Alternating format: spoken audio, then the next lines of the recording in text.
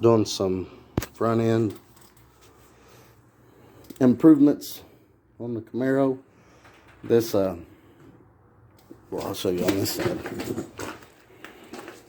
There's a lot of wobble on these tires, front tires. I don't know if you can see that in the video, but that's pretty bad. But it looked like the main issue was the tie rod, outer tie rod joints.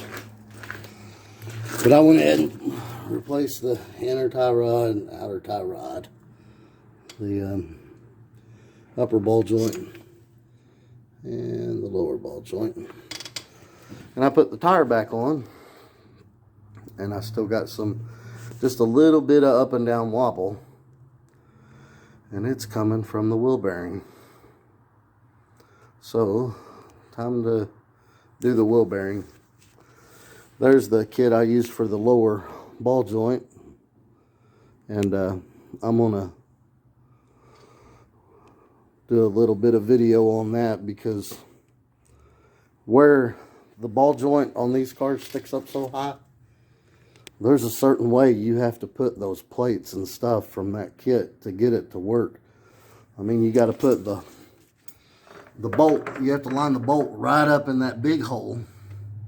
And then still that ain't good enough, because when you start pressing down on it with that, it'll angle in there, because you can't get it straight up and down. It'll angle in there and start hitting the top of the bolt when you start compressing everything. So you got to use that. And then you even got to put that one on top of it, so that way the bolt, if it starts to come through the hole a little bit, it'll go up into that angled area right there to put it back on. And then you use that piece on the bottom. I tried to use that piece on the bottom at first, and it was hitting the control arm. But you use that on the bottom.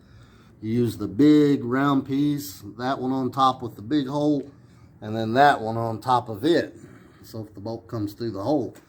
But I'll try to do a little video on that. It's kind of hard to hold the camera. You got to hold all that stuff together. You got to hold the ball joint up in there.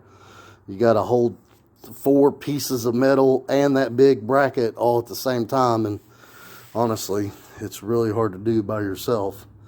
But if you don't stack those just right, you're going to be fighting with yourself and wondering why your ball joint won't go all the way in. But anyway, I'm going to take the brake calipers off this thing, take the rotor off, pull this wheel bearing out, and replace it too. I went ahead and lowered my single adjustable shocks. I put them on the bottom setting they can go. That way the front end will raise up a little bit, and hopefully I can get some traction on nitrous finally. And then after this, I'm going to put an anti-roll bar in it. So loosen these all the way up. I'm going to get some fresh set of 275 6015 Radial Pros. I'm going to get a fresh set of those over the winter, and I'm going to put an anti-roll bar in it, loosen these shocks all the way up, and see if it'll hook on nitrous then. Hopefully we can get both the wheels off the ground pretty good after all that, and maybe cut a 1.360. It should. I know a lot of people, it's got pretty much the same build as I've got, spraying 200, and they're pulling the wheels up pretty good. But, you know, I know pulling the wheels up reduces your ET a little bit, but it's better than spinning. And plus, you know, even if it did hook real good, it's just going to lift the driver's side up real good and torque the body, and that's going to lose ET, and that's the whole reason for the drag bar, so it lifts straight, the front end lifts straight up and goes, rather than twisting the body then going. So, but anyway, that's where we're at. I'm going to change this wheel bearing, and I'm going to do the other side.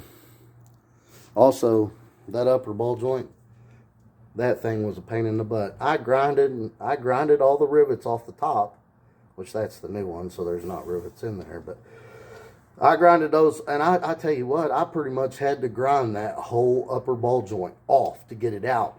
And then the rivets were stuck in the hole. I mean, they would not come out of the hole. I fought and fought.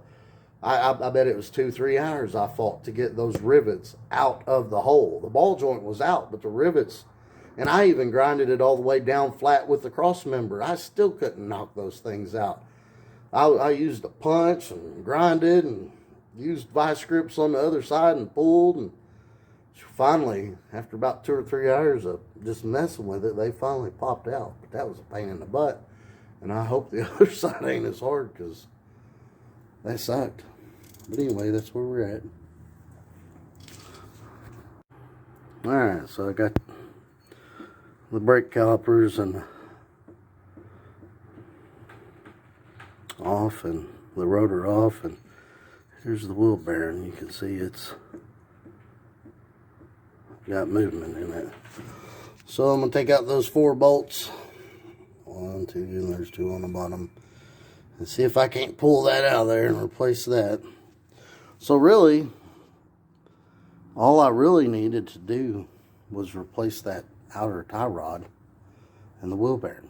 I really didn't have to do all this, but since you're in here, might as well replace it. But I tell you what, man, those upper and lower ball joints suck to do. And I'm still going to do the other side, though. Might as well replace it all while I'm in here. But anyway, that's where I'm at. Oh, also another thing. On the 80 Camaro, I messed with it a little bit.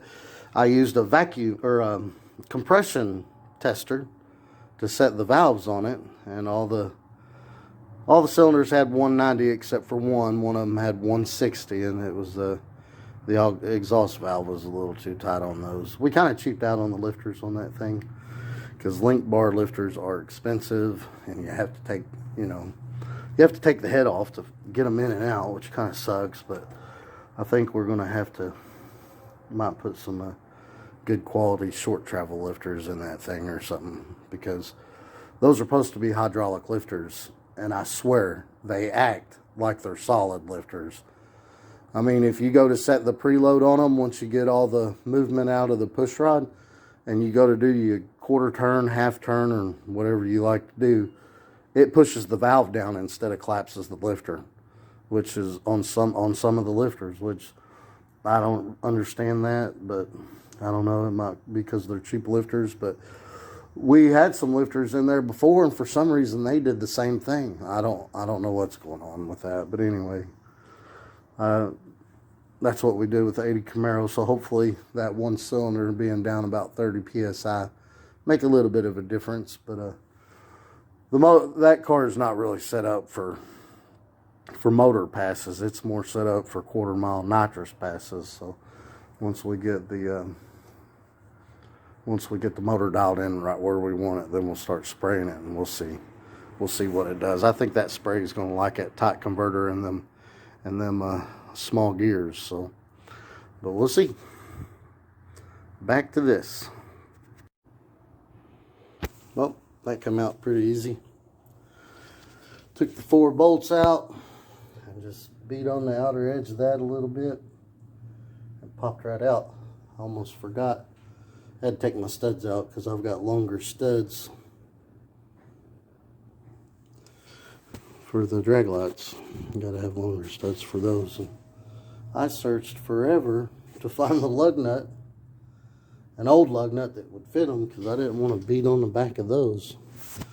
So I searched for that lug nut forever. I can't never find nothing half the time. I searched forever for those too. Need to learn to put. I usually put my specialty tools in that cabinet, and that's where they was. I should have looked there first, but oh well. And these, that lug nut, I thought I had it over there with the tires, the street tires, but no, it was in that cabinet, buried way back in the very back bottom right hand corner. But I found them, got the studs off, took the 4 bolts out, popped right out. And now we just need to go buy us another one. Well, I'm at a standstill on the other side because Advance Auto wanted $100 each for the wheel bearing assembly. So Rock Auto had them for like 30-40 bucks. So I ordered those. So I have to wait for those to come in. Another thing I did was I had the ECM to the sensor and the gauge wired in separately. I had the gauge hooked up, but when I went and got the dyno tuned, he tuned it for flex fuel. So we unplugged the gauge and plugged in the ECM. So now my gauge didn't work. So I wired those both in on the same line. So the one plug could do them both, and they're both wired in right there. That wire that comes out right there. And there's that little bitty black wire that looks like a oil hose or something. That's the one that goes to the gauge, and then right there it goes into the ECM. Like I said, if you do torque head on 96, 97, and pin 1 is the sensor for the flex fuel. If you go the red pin 1 on the torque head computer back there, but that's the same wire that goes down to the 4 times reluctor on the crank sensor. Can't see down in there, but yeah. So I just unplugged that and brought it up here, and pin 1 went to pin 1. It already had a ground for it, and it already had a 5-volt signal wire for it too. So I mean, you got everything. Well, no, what I think there wasn't a ground wire actually, but there is the 5-volt reference wire that the sensor needs, and then the signal wire, which goes to pin 1 on the computer. So if you have a 96, 97 harness, wiring in an E85 sensor is easy. You know, I mean, you can put the sensor anywhere, return or whatever, but I have another video on this, but kind of got sidetracked here. But what I did was I just cut right there where the end for the fuel goes into the fuel rail, and put a compression coupler on there, and put the sensor right there, and then this already plugs in to the sensor itself. It's made to plug in there. But one thing I didn't think about is if I ever try to get that off there, I'm never going to get that tool in there to get that off. So I really didn't think that through. Should have made that, I should have put another compression coupler on there and brought that out a little bit, and then put, you know, the hose on there, that lipped hose on there that this would push in, the fuel line would push into, because, but, you know, I could always take that off if ever needed with the compressor coupling. But if I need to take that fuel line off that sensor, that's going to be a challenge. But anyway, so now the computer reads it to do my flex fuel, and now the gauge reads it too, which I ran it pretty much empty, and put 93 octane in it for the first time, and it still reads about 17%, but oh well. I'm gonna let it sit over the winter with that in there. I'm curious to see how many fill-ups I'm going to have to do with the E85 to, even if I am getting E85, how many fill-ups is it going to take? Because when you run the tank empty, it doesn't go all the way empty, as everybody knows. I mean, it still leaves gas in there. I'm kind of curious how many rounds of E85 am I going to have to fill it up to get it back over E80, but maybe I'll buy some E90 or something like that and mix in with it and try to get that up there. But anyway, got a little sidetracked there. Now I'm going to start on this side. Since I'm going to stand still on the other side waiting for a wheel bearing, we'll go ahead and get this side tore apart, get everything, the inner and outer and the upper and lower, inner and outer tie rod, the upper and lower ball joints, get those off, and then get the wheel bearing out and get everything back together except for the wheel bearing, and wait on the wheel bearing to come in. And then after all this, I'm putting an anti-roll drag bar on it so the thing will launch straight. I think I covered that a little bit earlier, but anyway, that's where I'm at. So the more I dig into this thing, the more parts I'm going to have to order. So the other side, look, that's all rusty too. I'm going to take all that out there and clean it up. But look at that. those upper control arm bushings are shot. So I guess I'm gonna order a set of those. The other side had movement, but I mean it barely had movement, which I guess that's expected to have just a hair. But these, that's too much. That's all gonna have to be taken out of there, so I'm gonna have to order some of those too. Now I'm gonna clean all that up and paint it too, because it's getting a little too rusty. But I'm gonna take this whole piece out. I forget what that's called, but anyway, you just take them 4 bolts out. 1, 2, 3, 4. That's torch head. I'm gonna replace those with bolts because them torch heads, they strip out too easy, in my opinion. And once you take those out, that all drops down. And you take the top bolt out of the shock once you get it all down, and that'll all come off after I get the bulge one out. And I might just wait to take the bulge one out once I get all that out, because it'll be easier to get in there and grind at it and beat on it. Yeah, that's what we're going to do. Well, on a plus note, this wheel bearing's actually good. But if you're going to replace one side, might as well do the other. Same goes for them bushings up there. And once we get this all off there, we'll check how sturdy the... I think those bushings are good, though. They don't look that bad. Yeah, those don't look bad at all for the lower control arm. And the other side was good, so if they're good, I'm not going to replace them, because that's a headache. Deal with it when they start to go out. But yeah. Okay, so here's where I'm at now. So on these, I just took the cotter pin out, and well, first I took the brake calipers off. I hung them up there so it wouldn't. It's probably going to be waiting a few days on parts to get delivered, because I'm going to have to go back in there and order upper control arm bushings, clean that all up and repaint it, put new bushings in it. I'm going to do the other side too, because like I said, you do one side, you might as well do the other. These bushings are good, and the lower one. But yeah, I took the brake caliper off. I hung it up there so it wouldn't be stressful on the hose, hanging there for 2 or 3 days waiting for parts. Took the rotor off, took the studs out of the wheel bearing, just 4 bolts on the back of the wheel bearing there, and hit where the rotor goes on to, and it'll pop right out. And then I lined up the cotter pins on the castle nuts. And what I usually do is I'll get vice grips on one end, and then I'll use some needle nose pliers to kind of pry between the vice grips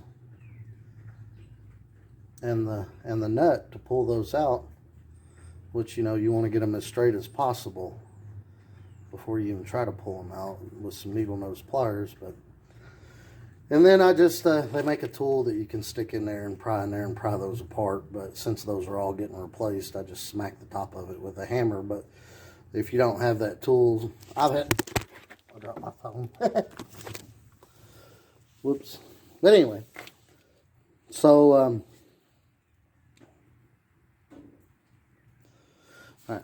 So yeah, if you don't have that tool, never hit on the top of a castle nut, because if you hit on the top of a castle nut, you'll bend the top of the castle looking part and it'll never go back on. You'll have all kinds of trouble. So you can flip the castle nut over and then screw it on and then knock it out. But sometimes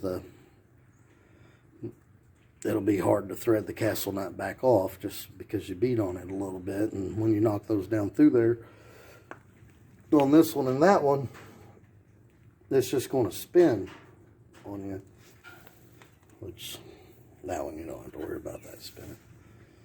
But well, I don't know if that one spins or not. I know these do, see. And then you'll have a hard time getting the nut off. But anyway, it's better if you just go rent that tool and pry them apart. But like I said, I'm replacing all those, so I just smacked on the top of it one good time. And you gotta kind of watch out for that, because if you flare the top of these, then it won't go back through the holes. But anyway, it all came out. So I'm gonna go ahead and replace that lower ball joint first, because I ran that tool and I want to go ahead and get it back and get my $150 back in my bank. And then we're going to take those 4 bolts out, drop that down, and then take the bolt out for the shot.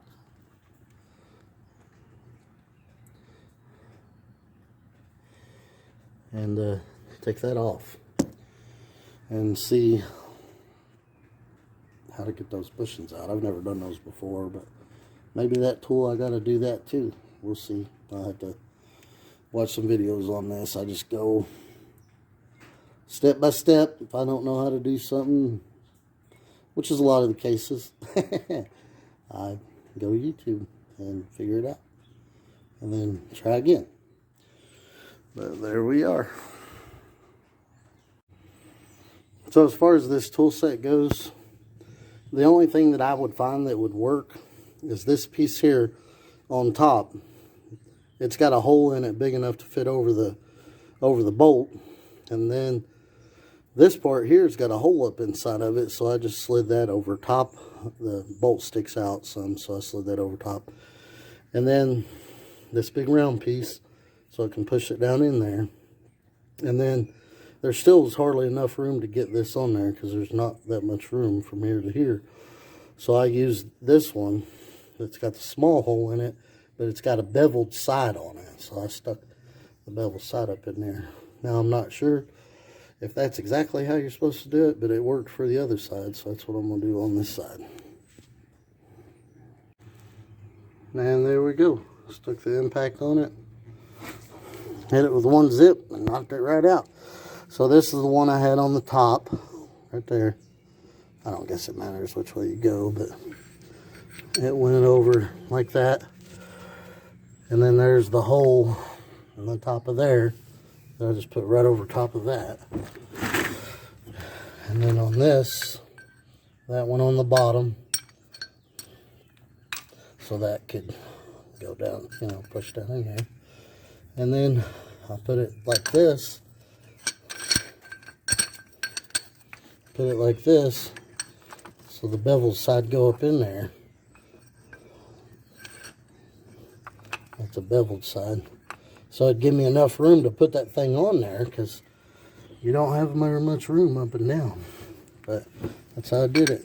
The big one right on top of that. That went right on top of the bolt, went right over top of it. And then this on the bottom with the beveled end down. So I'd give you more room right here. Zipped it one time.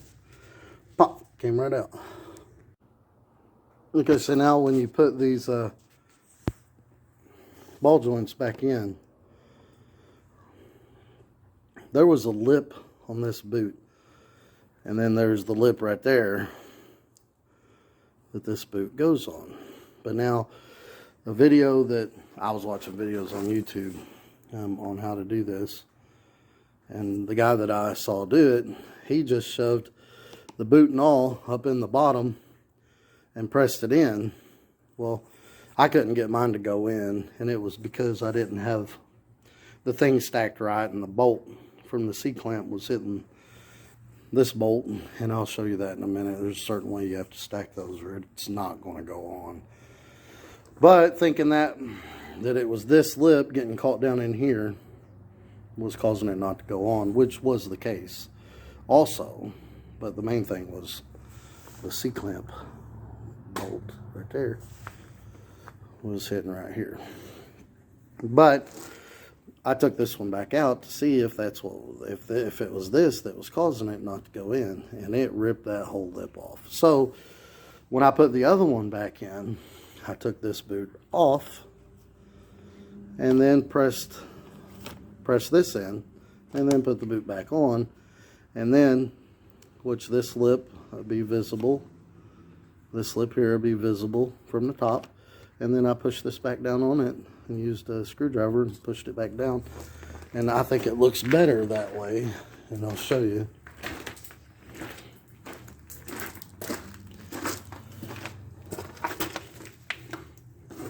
See, and there's that lip I was talking about that was on the boot.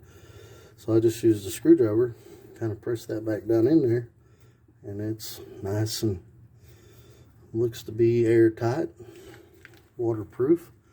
So honestly, I'm not 100% sure. I could push it down a little bit more right there, but I think that's the way you're supposed to do it. I think you're supposed to take the boot off, then shove it up in there, and then put the boot back on it and press it back down on that lip. But where I done rent the lip on the boot on this one, I'm gonna shove it all up in there and hope it squeezes it down in there to make that one airtight.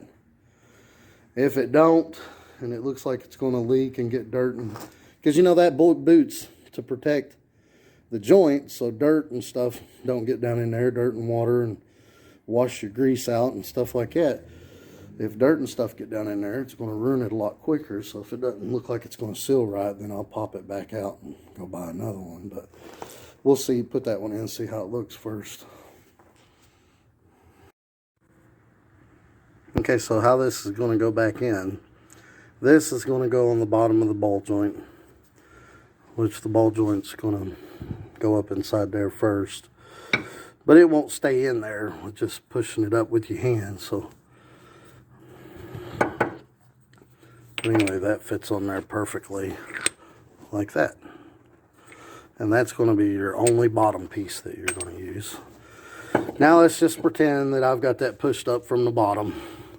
And what you're going to do is you're going to use this big piece right there. And then you're going to use the piece that's got the big hole, so to go up in there.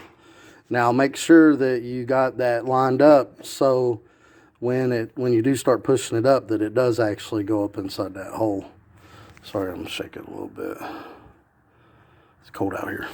Now, and then when you start to push all that down, there's actually room. It looks like there's room for you to just use this piece, but when you start pressing that down in there, you can't get it perfectly straight because just everything's on an angle.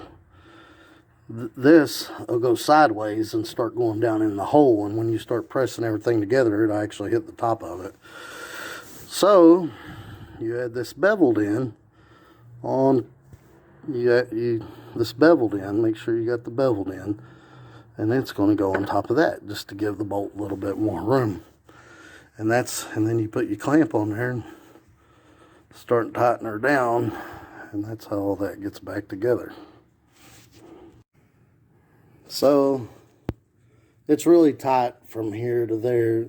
I wish that thing was a little bit bigger, the C-clamp part, but the bevel part won't fit in there just yet. So what I'm gonna have to do is just do it with that, get it up in there some, and then put the bevel part in. Now make sure that the bolt coming out of the ball joint goes up in the hole in this plate. Now it takes a lot of force to get that thing to press up in there, but I mean, if you've got a pry bar on there and you're turning real hard and it ain't moving, then your bolt's hitting that plate. So don't go crazy with it. I mean, use a lot of force, but don't go crazy and make sure that your bolt gets lined up in there. And so I'll press it down a little bit with that, then give me some more room to play with. It barely almost fits, but it doesn't fit. But we'll press it down some, then we'll take it back apart, and then we'll put that back on top of it, and we'll go a little bit more. Okay, so I use my big breaker bar, which is really cool, by the way, because it lengthens and shortens. It's really cool. But anyway, so I pushed it all the way down there on there as much as I think it's going to go with that setup. So you can see I got a bunch more room there on the threads. So now we'll back it all off And then we'll put that piece on there, and we'll go a little bit more, because I don't think we're all the way in yet.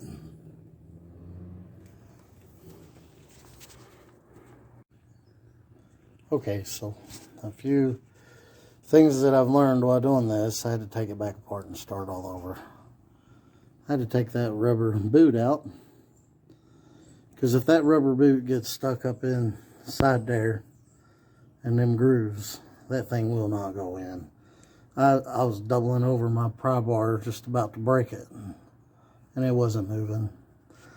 And another thing, to get these to fit, they've got to be stacked just right. So this one, the small hole one, the beveled end goes down, so inside there is the beveled end.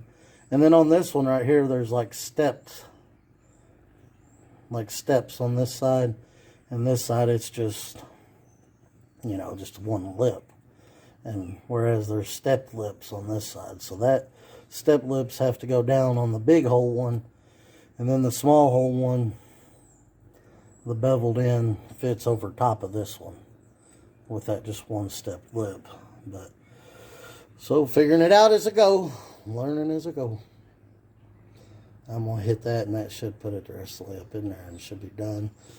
And then I'm gonna buy another ball joint just for the boot, I guess, and put the boot on. And I'll have an extra. These very rarely go out. Probably 20 years before I need it, but anyway.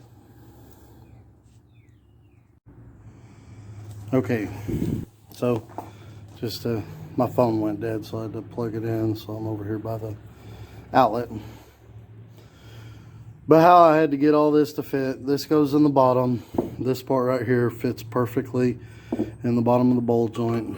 If you get the kit I got, I just rented this from Advanced Auto Parts. But that fits perfectly in there, and then this part fits perfectly in the bottom. Now first I had to use these to compress it some at the top here. That goes over top of the ball joint, and then you put this part in. Just make sure that that bolt is lined up to where to go up inside this hole, and it has to go in this way to get this one to fit. I was trying it this way at first. When you first do it with just these, just to get it tight enough to where you could get this in there, it don't really matter which way you got that. I had it this way, but having it this way, when I put that on there, it was too high. So when I flip this over, after I compressed it just a little, then I was able to put this on there and it fit. And this goes with the bevel joint down around this. And when you go to tighten it up, this is going to move around some, but that's okay. Mine actually moved all the way back like that and tightened it up, and it's all the way up in there. Now, if you'll notice, I'll show you over here. There's enough light.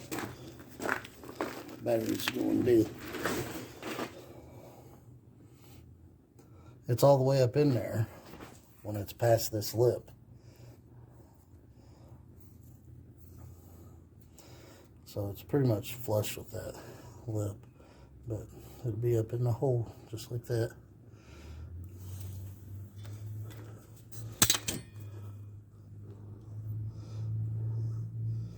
And you look up in there, it's all up in there. Plus this lip, oh, blinded. This lip in the top that boot goes over, it goes right over top of that. So I'm pretty confident in saying that the boot goes on last. Because if that boot gets stuck in that hole while you're trying to press it up in there, it will not go. And if you don't have them plates stacked just right, just like I showed you, it won't go up in there either. But now you do have to start, if your C-clamps like this one and just ain't big enough, then you do have to start with this one, compress it up in there some, then put that one on top of it. Give it more room for that bolt to go up inside there. And then voila, it'll compress all the way. Here's the kit I used. Power belt kit, number 72. There was supposed to be a thing on the end of that, but it wasn't in the kit when I rented it, so I made do with what I had. So once you get those 4 bolts out, I already did the other side. You can pull this down, pull the shock down, and then that pulls right off the top of this. And that is really rusted on the inside. This don't look too good either. I remember this being like this from when I took it apart before, but probably order all that new again, which that's just, that middle piece that's rusted really bad. They really don't hold anything. This is what holds it. The shock bolts onto it down here.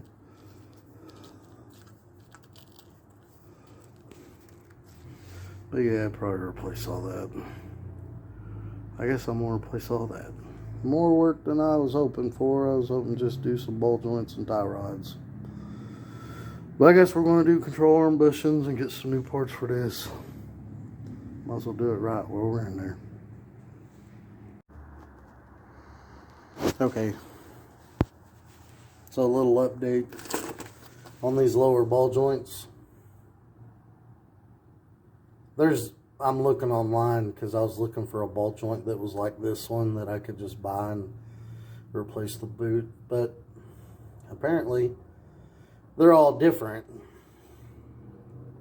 I couldn't find one like this, but I went on Rock Auto and I found these for like $5 each. I just ordered 2 different sets, so I'm gonna take that one out of there since that boot's messed up. But if you push those in there with the boot on or off, it depends on the ball joint you have apparently. So if that boot comes off, take it off and has that lip like mine had, then you need to take it off before you stick it up in there. But there are certain ones that's got the boot made on there and you can't even take them off, and so those you would just slide all the way up in there.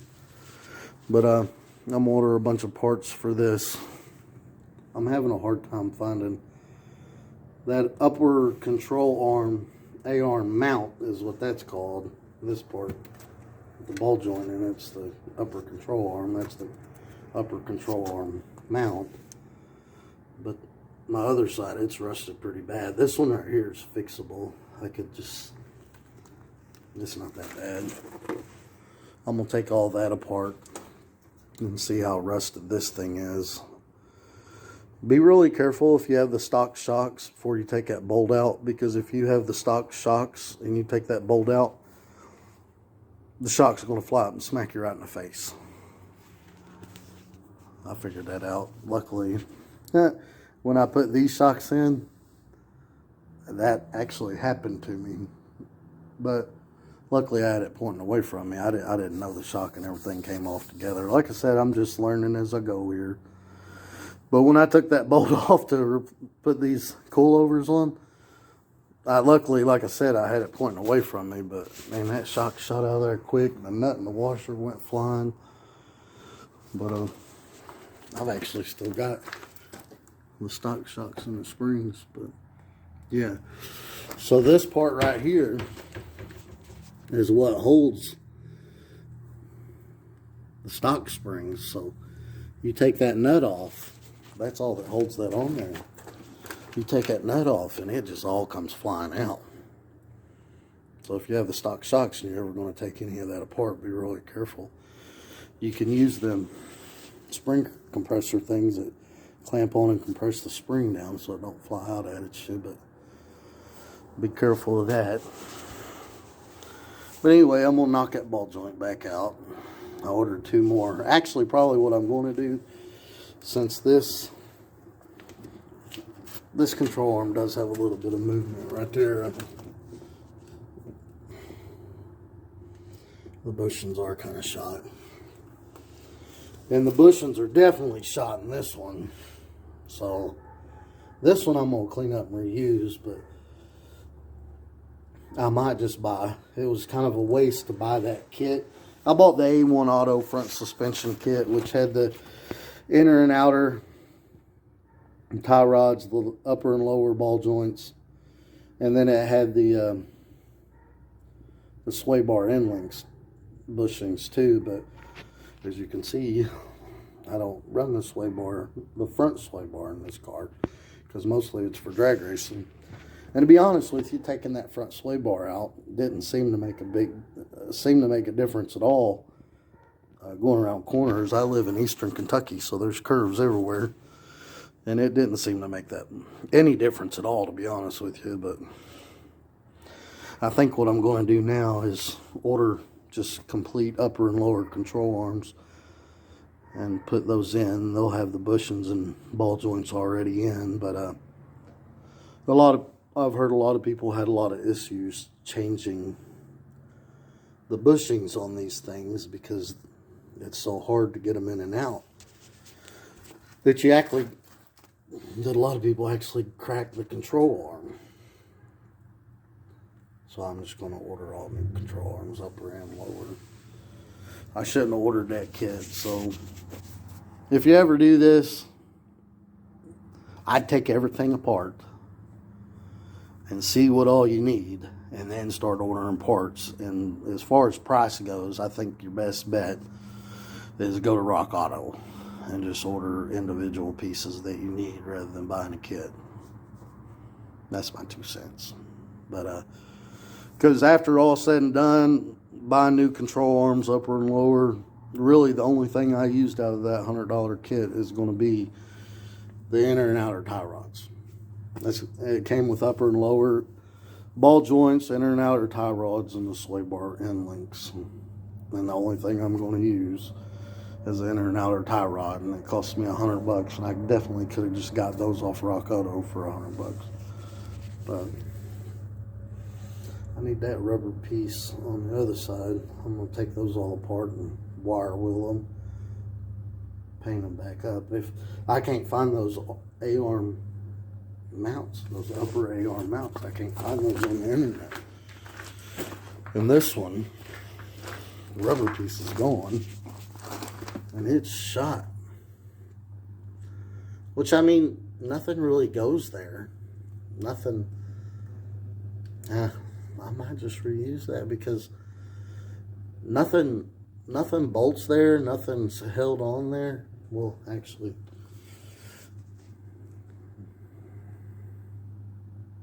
yeah, nothing holds on there because that comes right out. See, that rubber piece is missing out of the other one. I have no clue where that went. I wonder if it's stayed up inside the car. Maybe. No. It's gone. Yeah. But anyway, I'm going to take this little thing out. I'm going to order 2 of these. The other one don't seem that bad. I'm going to find that upper rubber piece that goes in there. Maybe just clean them up and reuse them if I can't find them, because nothing goes there anyway. I know it's rusted out there, but nothing goes there. So I don't know. We'll see. I'm going to take these out and see how bad these look down inside here. And if everything looks good, I'll just keep those. Those are like $10-15 on Rock Auto anyway, but I don't know. That's where I'm at. Ordering parts. I got the front suspension done. New tie rods, inner and outer. New lower control arm. New upper control arm.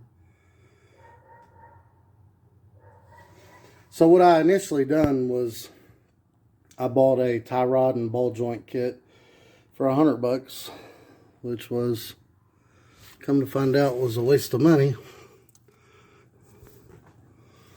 Because after I got to messing with this thing, the upper control arm ball joints on this side was shot, and the lower control arm bushing down there was shot, and the wheel bearing on the other side was shot. So rather than trying to replace all the bushings and everything like that, I just went ahead and bought new upper control arms and newer lower control arms with all the bushings and ball joints already in there, and put it all back together. And that bolt right there was a pain to get out. I mean, we beat on that thing. We heated it with MAP gas and propane gas. We beat on it more. We tried to cut it with a sawzall, a medium sawzall blade, metal blade. It wouldn't go through it. We finally got it in there enough to where we finally got the bushing loose enough to where we could get it in between the bushing and the frame there and get it on the bolt, and it'd cut through the bolt, but it would wear the blades out pretty quick.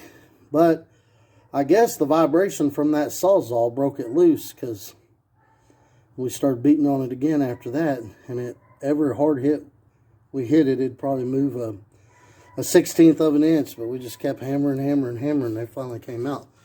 These control arm bolts came out easy, no problem at all, and everything else came out easy. But so what I should have done before I even started all this is I should have took everything apart and checked all my ball joints and my wheel bearings, and then ordered my parts rather than wasting my money on that kit. I could have ordered, I mean, I didn't even use the upper and lower ball joints. They're sitting over there in the junk pile, but I'll probably save them. But I did use the inner and outer tie rods, so I pretty much spent $100 on inner and outer tie rods because I didn't use the ball joints. And it had the stabilizer bar end links on there, which this is a drag car. It don't have the stabilizer sway bar in it. But yeah, that's where we're at. So, and these shocks, they only adjust with the spring. Now, if you adjust the ride height with that spring to where you want it, and you have to go too far up, well, that gets rid of your rebound. You'll only have compression. You'll have no rebound. Now, when you drag racing, you got to have rebound. So what I did was I put it down. It was way up here, and I had no rebound at all. And that might be one of the reasons why it spins so much on nitrous. But what I did was I put it to where this comes down, it comes down about 50-60%. So I got roughly 50% compression and 50% rebound, and I could probably even come down more, but that had me setting too low on the front end. My air dam, you can see it, my air dam on the car was almost touching the ground. So what I done was I lowered the back end some. Probably can't see it, but yeah, which you can't tell there anyway, because where I got the car jacked up here, it's raised the back of the car up back there. But I lowered the back of the car some because that was way too high too, and I cut the springs, the stock springs, to lower that down. And it could probably go down a little bit lower, but anyway, that raised the front end up just a little bit, but it still wasn't where I wanted it to be. So what I'm doing now is right here on the shock, in between the shock and the mount there, if you can see, which I've already done this other side, I'm going to put a 1/2-inch spacer right there just to raise it up. You go a 1/2 inch up there, it's almost an inch at the bottom, because just the way the shock hits way up there, and it moves the arm farther out on this end, plus it's at an angle. But I bought this little spacer, 1/2-inch spacer. It goes right over the bolt. I'm going to do that to raise it up some, and if that still ain't enough, because I can't run the compression and rebound on the shock, because that's about where I want it to be. Actually, I'd like it to be a little bit lower, but I could put some spacers there too to raise the shock up down there, and then maybe I could lower that some and get even more rebound. But I'm going to see how just putting that 1/2-inch spacer up there does. I mean, it could fit a 1/2-inch spacer down here too, and even raise it up a little bit more, and then I could lower this, and when I put the weight on the car, that'll collapse that some, and then that'll give me, you know, I wanted 60 rebound and like 60% rebound and 40% compression, and it's closer to 55, 45. But I don't know. We'll see what that does. I'm gonna put that spacer up there, put it back, set it back down on the ground, see where that air dam is as far as too low to the ground, the front of the car, and maybe even lower the back just a little bit more, just see where it's at. But yeah, so it's got new wheel bearings, new inner and outer tie rod, newer lower control arm with new ball joints and bushings, newer upper control arm with ball joint and bushings, and the upper control arm mount on the other side. I had to buy another one of those off of eBay, a used one, because mine, it was rusted bad. I mean, it was rusted completely through in some spots. But I took that metal paint that's supposed to be real good for underneath your car and stuff, and painted everything. Which painted this. I forgot what that's called. But that shaft, painted that shaft, and I painted the upper control arm mounts. Yeah, because those are still one I ordered off eBay, and this one was one that came on the car. This one was actually still good, but and everything else was still good.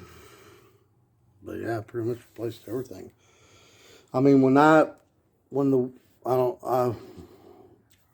got that other clip. I don't know if you can see it that good in the video, but that tire moved back and forth about a ½ inch. That's kind of dangerous. I probably shouldn't have been racing it that way, but I mean, I didn't know it was that bad until I actually grabbed a hold of the tire and started moving it. You couldn't tell when you was driving it it was like that. But now, I had that tire on a while ago. I had it all back together and everything like that, but I bought them spacers and I want to lower that a little bit. But now when you move that tire, with that tire with the wheel bolted on there, and you try to move it, don't move at all. It's solid. So I got no play in the front end at all. Now it's just going to need an alignment. And if that don't give me enough rebound, like I said, I'm going to put some spacers below the shock down there. I'll get longer bolts if I have to. And then I'll even lower this down more. That way I can have some more rebound on the shock. But that's where we're at. And there I got this ½ inch spacer in. So again, that's going to move the tire down about a ½ inch. Move the wheel down about a ½ inch. Like I said, if that's not enough, we'll space it up down there. And if we space it up there, then we can even lower that some. That way when we put the weight on the car, it'll compress even further, which gives us more rebound. Next time I buy shocks, I'm going to make sure to buy the ones that have the actual height adjustment, not just use the spring compression for the height, because that's terrible. Like I said, that before I had the ride height, so I had to get the ride height just about even with the back, which the back was up too high. I had to compress the crap out of that spring, and when I did, when I put the weight down on the car, it barely compressed the spring, the shock, and the spring.